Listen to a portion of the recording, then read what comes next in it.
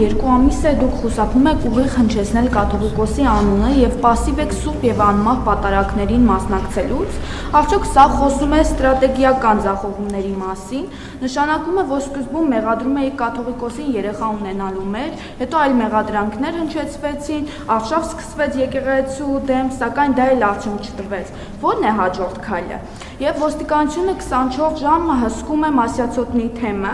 փաստորեն ոստիկանությունը հսկում է միայն Արման Սարոյանին, այն մարդիկ, ովքեր մտնում են Մասյացոտնի թեմ, եկեղեցու տարածք, նրանց անվտանգությունը չի հսկվում եւ այսինքն ընտրովի է ոստիկանության աշխատանքը, այն մոմավաճառը, որը պաշտպանում է կարելի ասել Արման Սարոյանին, կարող է խփել տեսախցիկին, միկրոֆոնին, անվայելուչ բառեր ասել լրագրողներին, սակայն դա ոստիկանների աչքից վրիպի։ Ոստիկանությունը ապահովում է դատարանի որոշման կատարումը,